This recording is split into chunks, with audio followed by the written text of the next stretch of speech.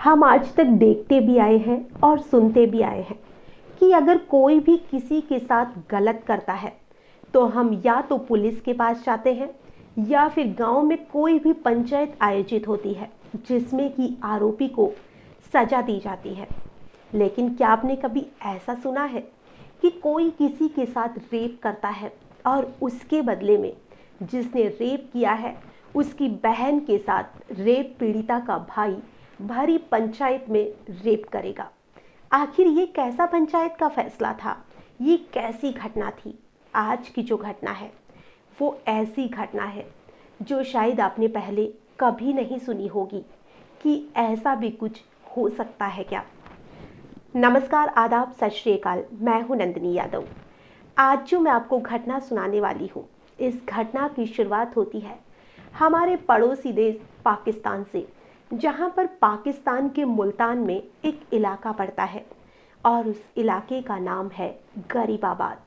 वहां पर एक परिवार रहा करता था जिसमें कि उस परिवार में एक लड़का था जिसकी उम्र लगभग 14-15 साल थी। और वो लड़का अपने चाचा के घर जाता है। वहां पर जब वो देखता है कि उसके चाचा और चाची दोनों ही घर पर नहीं है, घर पर है तो सिर्फ उसकी चचेरी बहन जिसकी उम्र 12 साल थी। तो वो अपनी बहन के पास जाता है और उसके साथ ज़बरदस्ती रेप कर लेता है।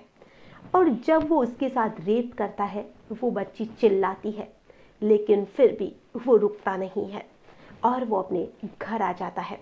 हालांकि वो उसे डराता है, धमकाता है कि अगर तुमने अपने मम्मी पापा को बताया तो अच्छा नहीं होगा। लेकिन जो वो बच्ची थी वो चुप नहीं रहती।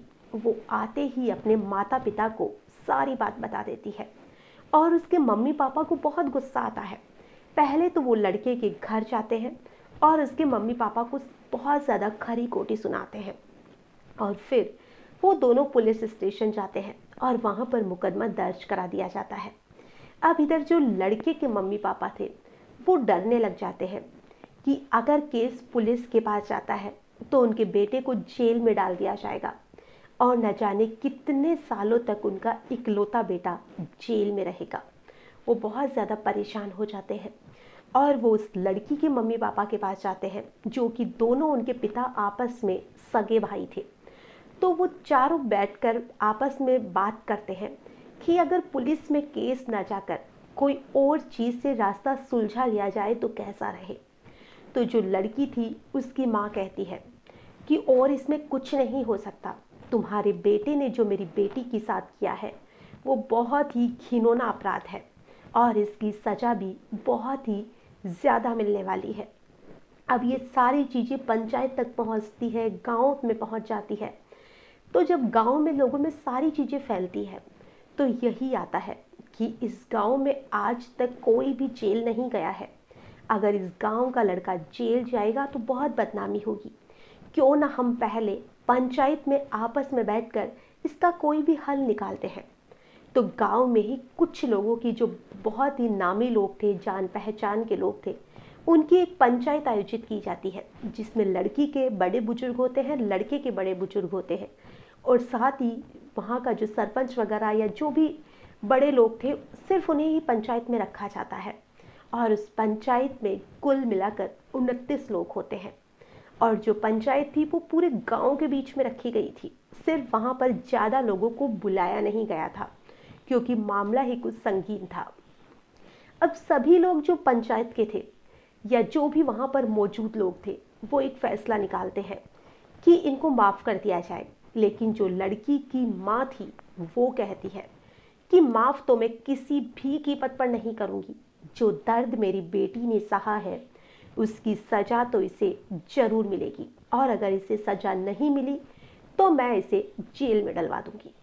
फिर एक बार सभी लोग आपस में बातचीत करते हैं और आखिर में सभी लोग मिलकर एक फैसला करते हैं कि इस लड़की के साथ इसके चचेरे भाई ने जो रेप किया है उसके बदले में उसकी यही सज़ा है कि उस लड़के की बहन के साथ जो रेप पीड़िता लड़की है उसका भाई भरी पंचायत में उन सभी के सामने रेप करेगा।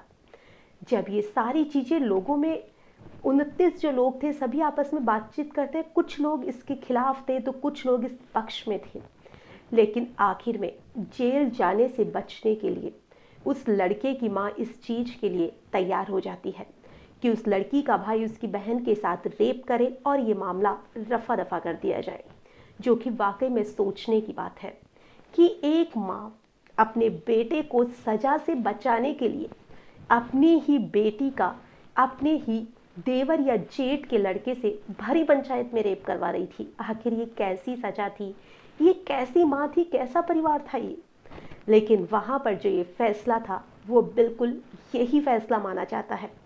और उस भरी पंचायत में उस बच्ची के साथ उस लड़की का 16 साल का भाई उस 15 साल की लड़की के साथ भरी पंचायत में रेप करता है। और ये जब उसका रेप हो जाता है तो इस मामले को वहीं पर लोग आपस में बधाई देते हैं और रफा दफा कर देते हैं कि चलो मामला यहीं का यहीं खत्म हो गया, हमें पुलिस के पास नहीं जाना पड़ा। लेकिन ये कैसा मामला था, अगर इससे अच्छा तो पुलिस के पास जाते उस लड़के को सजा मिल जाती, शायद वो ज़्यादा अच्छा होता।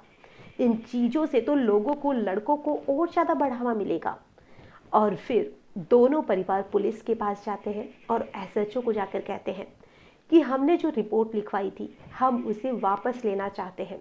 हमने जो मामला था, आपस में भाई थे, हम मिल बैठकर सारा मामला खत्म कर लिया है। तो जो एसएचओ थे वो कहते हैं कि किस हिसाब से खत्म कर लिया आपने, एक नाबालिग लड़की के साथ रेप हुआ है और आपने इस मामले को कैसे रफा दफा कर दिया। अगर उस लड़के को सजा नहीं मिलेगी, कल फिर वो किसी लड़की के साथ ऐसा ही करेगा।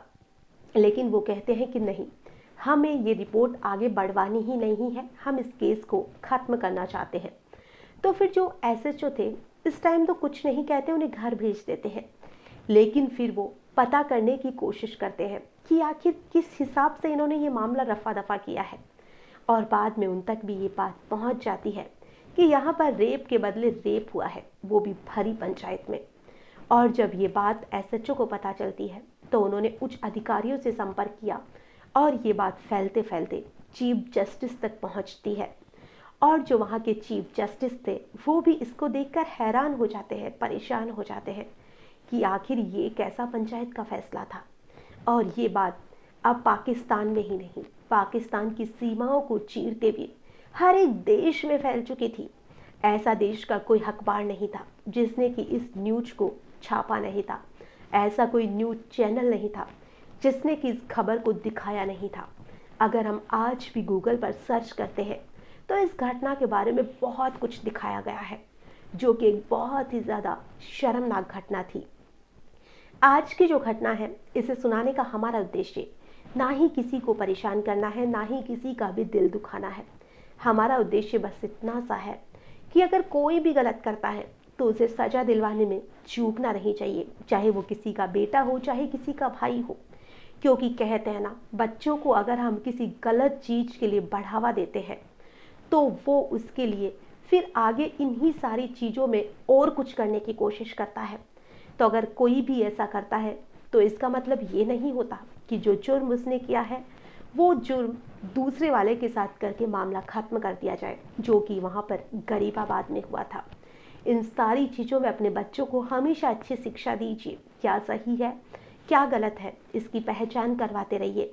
क्योंकि कहते हैं बच्चे मन के कच्चे होते हैं और उनको जो चीज़ देखते हैं, जो सुनते हैं, वही वो लोग करते भी हैं। तो अपने बच्चों को हमेशा सही गलत की राय देते रहिए, उन्हें समझाते भी रहिए कि गलत का नतीजा हमेशा गलत ही होता है।